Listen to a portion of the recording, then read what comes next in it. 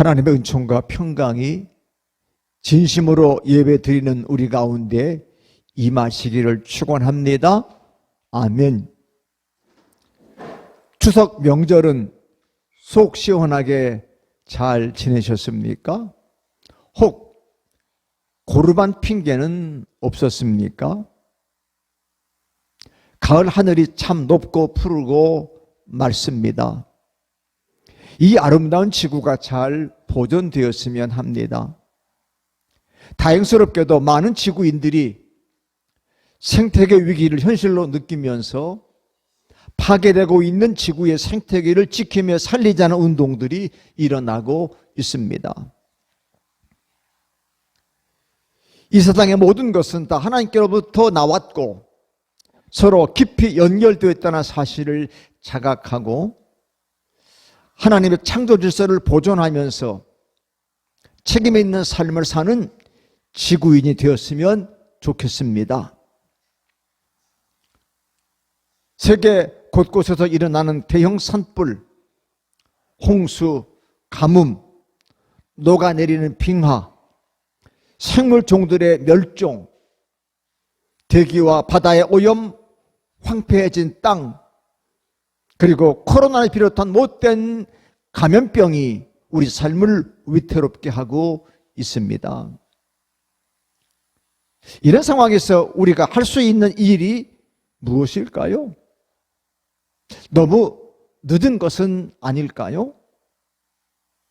그러나 늦은 것을 아는 때가 제일 빠른 것이라는 말처럼 이제라도 잘 보존해야 할 것입니다. 따지고 보면 모든 것이 인간의 지나친 욕망, 욕심 때문에 이 생태계가 위기에 빠진 것이 아닌가 생각됩니다.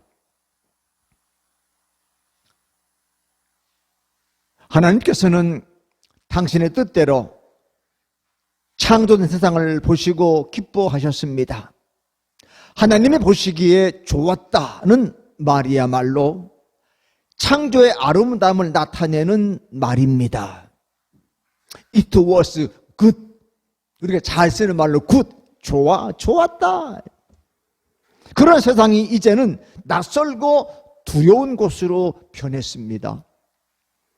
때문에 우리의 고백은 이 세상이 하나님의 거룩한 지혜로 지어졌고 다양한 생명들이 어울려 살며 하나님을 찬양해야 한다고 고백해야 하며 동시에 그런 하나님의 동산을 아름답게 가꾸고 돌보는 것이 우리의 소명임을 알아야 할 것입니다. 사랑하는 성도 여러분, 이런 상황에서 우리는 무엇을 해야 하고 어디서부터 시작해야 할까요? 오늘 우리는 시편 시인의 노래를 통해 그 지혜를 배워보려 합니다. 시편 107편은 시편의 제5권을 이어는 시입니다. 150편으로 구성된 시편이 5권으로 나뉘어져 있음을 성경은 표시하고 있습니다. 107편 꼭대기에 보면 제5권 그렇게 써 있어요. 그러니까 107편부터 150편까지가 시편의 마지막 5권으로 구성되어 있어요. 구원받은 사람들이 외치는 감사와 찬양이 주제를 이루고 있습니다. 요즘은 테마라는 말을 많이 쓰는데 감사와 찬양이 그 테마예요. 히브리 말로 감사하다는 야다이고요. 찬양하다는 할랄인데 이 말이 반복되어 감사와 찬양이 나타납니다. 시인이 왜 이렇게 노래할까요? 그 이유는 급변하는 역사 속에서 그 백성들이 파국과 재난을 경험했지만 그래서 절망의 어둠에 사로잡히기도 했지만 백성들의 곤경을 모른 척하지 않으시는 하나님의 그 크신 사랑을 확신하기 때문입니다. The great love of the Lord. 하나님의 그 크신 위대한 사랑. 아멘. 찬송가도 있죠. 그 크신 하나님의 사랑이라고. 우리가 옛날 학교 다닐 때 시를 공부해 본 적이 있으시죠? 시인의 마음으로 시 한 구절 한 구절 깊이 생각하며 감동을 나눈 기억이 있을 것입니다. 그렇지만 오늘 우리는 그렇게 시를 다 살필 수가 없기 때문에 대략적인 스케치를 하는 것이 좋을 듯 합니다. 1절부터 3절까지는 여호와께 감사드리자는 초대의 말입니다. 4절부터 나오는 절들은 구체적인 상황에서 여호와의 크신 사랑이 어떻게 역사했는지를 고백하고 있습니다. 광야에서 길을 잃었다가 구원을 체험한 사람의 고백, 감옥에 갇혔다가 풀려난 사람의 기쁨, 질병의 고통에서 회복된 사람의 감사, 바다 풍랑에 시달린 사람이 경험한 구원의 기억 등이 상세하게 소개되고 있습니다. 어떻게 보면 이것은 다양한 사람들이 경험한 바를 열거해 놓은 것처럼 보입니다. 하지만 이 시를 읽거나 듣는 사람들은 여기에 열거된 고통이 형태는 달라도 우리와 무관한 것이 아님을 잘 압니다. 그래서 저는 늘 세상을 빗대어 말할 때 고단하고 척박한 세상이라고 표현을 하는 것처럼 우리가 세상을 살다 보면 온갖 어려움을 겪어야 하는 게 인생이 아닐까 싶습니다. 그런데 눈여겨보면 시의 중간중간에 감사와 찬양의 후렴구가 반복되고 있음을 알 수 있습니다. 자, 대표적인 몇 절을 소개하는데, 자, 6절 같이 말씀을 읽습니다. 시작.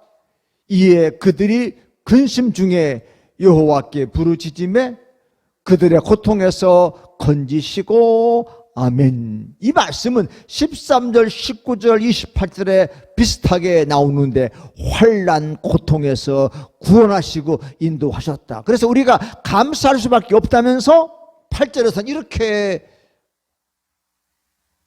한층 더 주님을 찬양하는데 8절 같이 읽습니다. 시작. 여호와의 인자하심과 인생에 향하신 기적으로 말미암아 그를 찬송할지로다. 할렐루야. 아멘. 이제 15절, 21절, 31절도 이 비슷한 말씀으로 하나님을 찬양하고 있습니다. 우리가 할렐루야 할 때 할랄, 할렐, 그게 찬양이란 얘기예요.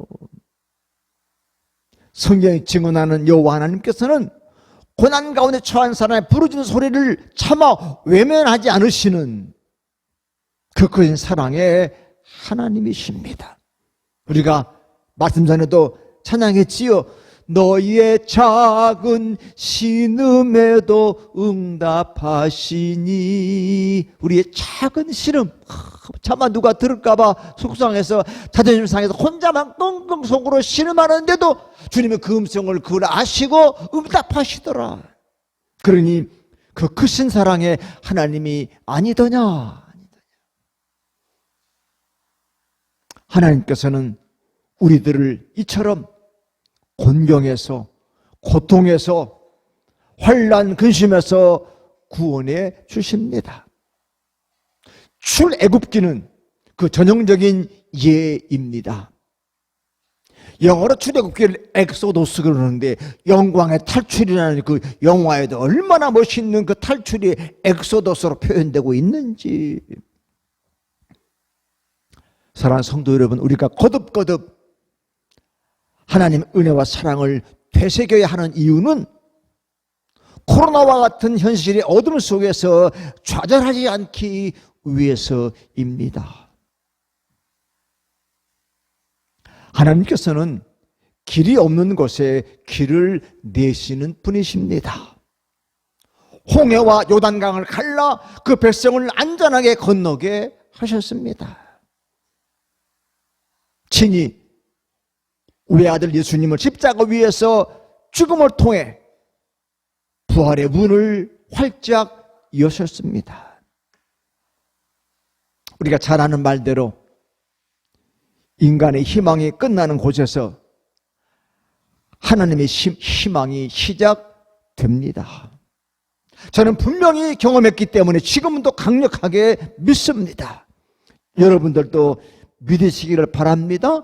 아멘. 우리의 끝이 하나님의 시작이에요. 참 묘하게 우리가 끝나니까 시작하시더라고. 내가 포기하니까 시작하시더라고. 내가 내려놓으니까 하나님은 시작하시더란 말입니다. 오늘 읽은 본문들은 회중들을 감사와 찬양으로 초대하면서 하나님께서 하시는 위대한 사역을 예시하고 있습니다. 그건 일종의 질서의 전복입니다. 이스라엘 백성이 홍해를 건넌 후에 부른 모세의 누나인 미리암이 부른 노래는 간결하지만 강력한 메시지를 던지고 있는데 우리 그 감격을 함께 읽으면서 경험해 보도록 하겠습니다. 출애굽기 15장 21절 말씀입니다. 시작. 미리암이 그들에게 화답하여 이르되 너희는 여호와를 찬송하라. 그는 높고 영화로우심이요 말과 그 탄자를 바다에 던지셨음이로다. 아멘. 하나님께서는 고대 근동에서 최강을 자랑하던 바로의 말과 기병들을 순식간에 무기력하게 만들어 버리셨다는 거예요. 이 노래는 역사를 다스리는 분이 하나님임을 고백하고 있는 것이지요. 오늘의 시인도 마찬가지입니다. 자, 33절, 34절인데 오늘 본문으로 읽었지만 한 번 더 말씀을 읽어봅니다. 시작. 여호와께서는 강이 변하여 광야가 되게 하시며 샘이 변하여 마른 땅이 되게 하시며 그 주민의 악으로 말미암아 옥토가 변하여 염전이 되게 하시며 아멘. 장구한 지질학적인 시간을 거슬러 올라가다 보면 이것은 문학적 수사가 아니라 현실임을 알 수 있습니다. 바다가 솟아올라 산이 되기도 하고 섬이 바다 밑으로 가라앉기도 하고 비옥한 땅이 황무지가 되기도 합니다. 그러나 시인은 이런 일을 지질학적 사건으로 설명하지 않습니다. 사람들의 죄악 때문에 벌어진 일이라고 말합니다. 시인은 과학적 사실을 밝히는 사람이 아니라 삶의 진실을 밝히는 사람들이에요. 서두에 말씀드린 것처럼 생태계의 위기가 왜 났을까요? 사람들이 잘못한 거죠. 죄를 저지르는 거죠. 그러면 안 되는 일을 자양하니까 생태계 위기가 온 거 아닙니까? 바로 그걸 얘기하는 거예요. 그러면서 시는 정반대 상황도 이야기하는데 35절 말씀 시작. 또 광야가 변하여 못이 되게 하시고 마른 땅이 변하여 샘물이 되게 하시고 좋아지는 일이잖아. 좋아지잖아. 하나님께서는 억압과 고난과 걱정, 근심에 시달릴 사람들을 외면한 채 홀로 만족하려는 높은 자들에게는 능력을 부으시고 길없는 황무지에서 헤매게 하십니다. 그러나 가련하고 가난한 신세의 사람들을 고달픔에서 벗어나게 해주시고 그들을 양떼처럼 번성하게 하십니다. 9절 말씀은 우리에게 큰 위로를 주시는데요. 자, 9절 말씀 함께 말씀을 읽습니다. 시작. 그가 사모하는 영혼에게 만족을 주시며 줄인 영혼에게 좋은 것으로 채워주심이로다. 아멘. 만족을 주시고 채워주신다. 그래서 믿음의 사람들은 현실은 암담해도 이 꿈을 가슴에 품고 삽니다. 믿음은 우리가 바라는 세상을 머리에 그리며 사는 것이고 눈에 보이지 않는 세상을 가시화하여 사는 것입니다. 히브리서 11장 1절이 우리에게 명쾌하게 제시하고 있지요. 다 함께 믿음은 바라는 것들의 실상이요 보이지 않는 것들의 증거니. 아멘. 하나님의 뜻은 분명해요. 그렇다면 우리는 이런 아름다운 믿음의 세상을 만들기 위해서 노력해야 하지 않겠습니까? 현실이 어둡다고 탄식만 하고 있을 수는 없습니다. 또 나만 살겠다고 도망가서도 안 되는 거지요. 피조물들의 신음소리가 높아가고 있는 이때에 하나님의 꿈을 품고 사는 사람들은 세상의 흐름을 거슬러 올라갈 용기를 내야 합니다. 사랑하는 성도 여러분, 그리고 하나님의 백성 여러분, 아직도 세상의 경제 논리가 생명의 논리를 압도하는 게 우리의 현실이에요. 여호와 하나님을 믿는다고 하면서도 우상을 의지했던 이스라엘 사람들처럼 우리 또한 돈과 권력 그리고 건강의 우상이 되어서 살고 있는 것은 아닌지 돌아보아야 합니다. 믿음의 사람들은 그래서 육신의 욕망과 눈의 욕망과 살림살이의 자랑거리 자꾸 멀어져야 합니다. 그래야 우리의 몸과 영혼이 자유로워집니다. 문제는 사람들이 그런 욕망에 저항할 생각조차 품지 않는다는 데 있습니다. 이런 싸움을 포기하는 순간 우린 세상에 결대된 사람이 될 수밖에 없습니다. 그래서 세상이 흘러가는 대로 떠내려가는 무기력한 삶을 살게 되는 거지요. 사도 요한이 요한1서 2장 17절에서 우리에게 용기를 주는데 함께 용기의 말씀을 읽어 봅시다. 표준 세번역으로 읽는데요. 시작. 이 세상도 사라지고 이 세상의 욕망도 사라지지만 하나님의 뜻을 행하는 사람은 영원히 남습니다. 아멘. 영원히 남는다. 세상은 강한 사람이 남는다. 남는 사람이 강하다. 그렇게 말하잖아. 영원히 남다. 누가? 하나님 뜻을 행하는 사람은 영원히 남아. 그 사람이 강자가 되는 거다.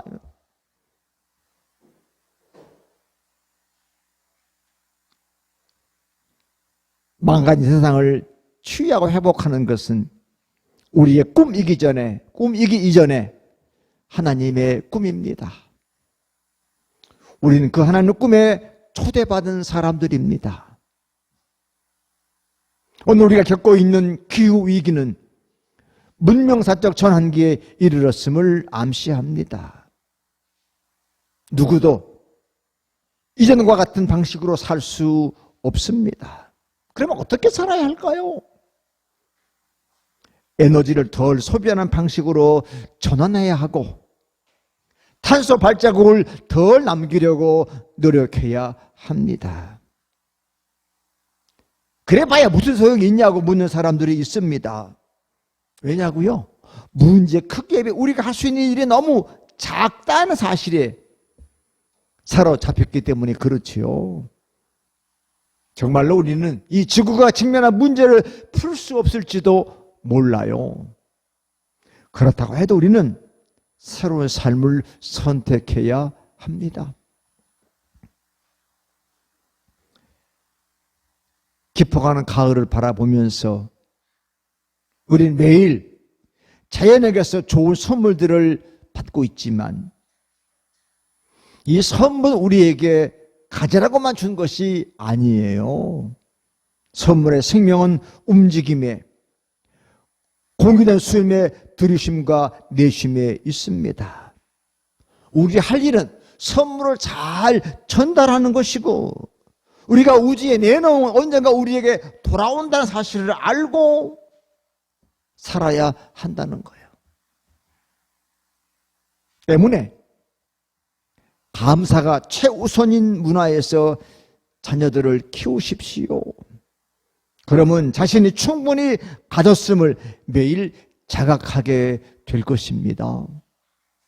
아니, 충분한 것 이상이에요. 저도 은퇴가 많이 남지 않아서 가지고 있는 것들을, 혹은 서재에 있는 여러 가지 것들을 하나둘씩 이제 버리고 있는데, 버려도 너무너무 충분하더라고요. 충분히 감사하더라고요. 생명을 유지하는 데 필요한 모든 것이 이미 여기에 있더라고요. 여기에 있어. 왜 이렇게 하면 창조 세계를 만족과 존중의 시각에서 바라볼 수 있을 것입니다. 사랑하는 성도 여러분, 감사는 충만한 윤리를 개발하지만 경제는 공허를 필요로 합니다. 감사는 만족을 찾기 위해 쇼핑하라고 등을 떠밀지 않습니다. 감사는 상품이 아니라 선물로 다가오기에 경제 전체의 토대를 뒤엎습니다. 감사는 땅에게도 사람에게도 좋은 치료약이에요. 저 같은 암 환자에게 제일 좋은 치료약이 뭐냐? 감사. 감사하면 마음도 좋아지고 기분도 좋아지니까 스트레스도 도망가고, 조금 먹어도 건강하고 조금 먹어도 배부른 것 같고, 그게 감사잖아요. 우리가 바쁘게 살다 보니 지구나 자연을 구하지 못할 수도 있어요. 관심을 끊을 수도 있어요. 그러나 사랑할 수는 있습니다. 아, 내가 이 지구를 사랑해야지. 이 자연을 사랑해야지. 그러면 우리의 일이 정해지잖아요. 왜? 사랑할 때 어떤 일이 벌어지는지 여러분 경험해 보시고 아시죠? 사랑하면 기적이 나타나잖아요. 사랑하면 당연히 좋아지잖아요.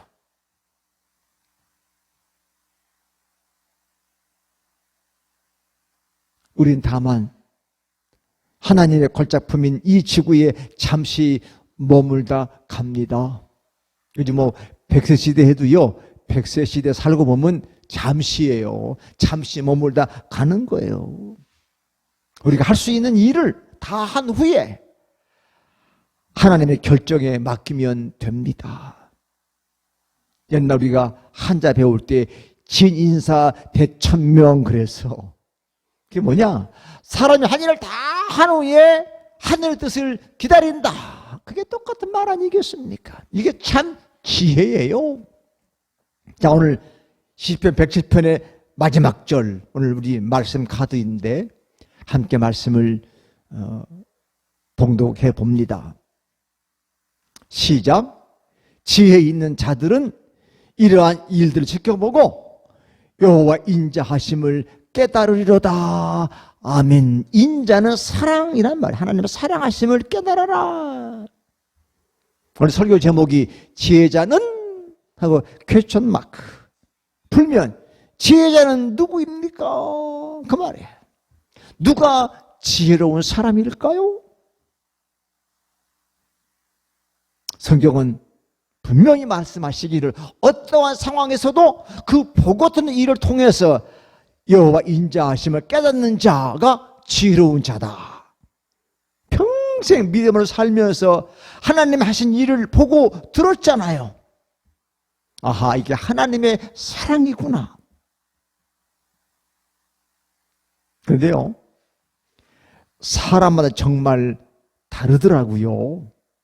똑같은 일을 겪어도 하나님께서 살아계시다고 믿고 하나님을 더 붙들고 살려는 사람, 하나님을 더 사랑하고자 사는 사람이 있는가 하면 똑같은 일을 겪으면서 하나님을 원망하고 서럽다 하고 남들과 비교하고 하나님께 더 이상 자기 삶에 존재하지 않는다고 말하는 사람이 있더라고요. 어떤 사람이 지혜 있는 사람입니까? 여러분은 어떤 사람이 되고 싶습니까?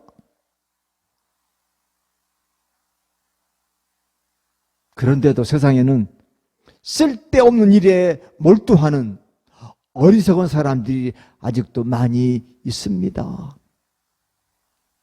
우리는 그들을 감사의 마당으로 구원해야 할 책임이 있는 사람들이에요. 진정한 가치의 마당으로 불러야 할 책임도 있는 거지요. 진짜 가치가 뭐냐? 그걸 깨닫는 사람이 지혜로운 사람 아니겠습니까? 저는 가을을 좋아해요. 왜? 가을에 제 아내를 만났거든요. 10월이 끼어. 노래에 아주 아름다운 어느 10월의 아름다운 날에 그런 노래도 있잖아요. 이 가을이 이 땅에 참 오래 지속되었으면 좋겠어. 춥지도 않고 덥지도 않고 참 좋은 날씨. 코로나19도 우리를 더 이상 옥죄지 않는 함께하는 코로나, 이러면 위드 코비드라고 되었으면 좋겠어. 벌써 그렇게 되고 있죠? 뭐 3,000명씩 넘어가잖아요. 왜? 코로나로 죽지는 않잖겠느냐? 뭐 이렇게 독감 걸리면 안 죽는다. 물론 죽는다 있었지만 그렇게 생각하면서 간다. 그러나 여러분 분명히 기억하십시오. 이 가을은, 이 좋은 계절은 절대로 사계절을 가지 않는다는 사실을 말입니다. 좋은 시절 평생 가지 않아요. 네, 반드시 때가 있는 거지요. 때문에 이 좋은 계절에 준비하며 노력하며 살아야 합니다. 견디어 이겨내며 살아야 합니다. 저는 힘들 때마다 꼭 기억하고 외우는 성경 구절이 있는 여러분한테 소개하면서 여러분에게 요즘 말로 팁을 드리는데, 고린도전서 13장 7절 말씀이에요. 같이 한번 말씀을 읽습니다. 제가 일부러 앞에 주어를 넣었어요. 시작. 하나님의 사랑은 모든 것을 참으며 모든 것을 믿으며 모든 것을 바라며 모든 것을 견디느니라. 아멘. 사랑은, 그 사랑이 하나님의 사랑, 아가페는 모든 걸 참을 수 있고 믿을 수 있고 바랄 수 있고 견딜 수 있다. 얼마나 힘이 됩니까? 그래서 나도 중요하지만 내 옆에 있는 사람이 더 중요할지도 모른다는 생각으로 살아야 합니다. 아니, 더 중요한 사람이에요. 여러분, VIP가 뭐의 준말인지 아시죠? Very important person. 매우 중요한 사람이다 그래요. 우리 옛날에는 여자 보고 옆에 있는 아내 보고 옆편네, 좀 말이 좀 너무 편한데 요즘은 내 아내가 제일 좋은 말 같아. 마누라도 조금 비하하는 것 같고, 집사람 맨날 집에 있는 사람 같고, 어떤 사람 뭐 소뚜껑 운전사 그럽니다. 그것도 아니에요. 비하해. 아내 제일 좋은 것 같아. 부인은 다른 사람의 아내를 높여 부를 때 부인 그러는 거죠. 아내 참 중요해. 친구 참 중요해. 자녀 참 중요해. 그들이 없으면 나는 외로운 사람이 되는 거예요. 요즘에 왜 이렇게 외롭다 그러냐? 친구가 없으니 왜 못 만나? 전화라도 막 수다 떨면 되잖아요. 요즘에 SNS 얼마나 많이 발달돼 서로 함께 해요. 왜? 옆에 있는 사람이 중요하다 생각하고 자꾸 외롭지 않도록. 그래서 그 사람들을 배려하며 살아야 합니다. 결코 독불 장군이 되지 맙시다. 이 좋은 계절을 무심히 보내지 말고 생명과 평화의 청지기가 되라는 소명을 엄숙히 받아들이십시다. 여호와 하나님께서는 우리의 손과 발을 통해 세상을 새롭게 하려 하십니다. 큰 일보다는 내가 할 수 있는 작은 일을 지금 시작합시다. 다시 일상으로 돌아가 불평과 불만보다는 감사하는 마음으로 시작합시다. 감사합니다.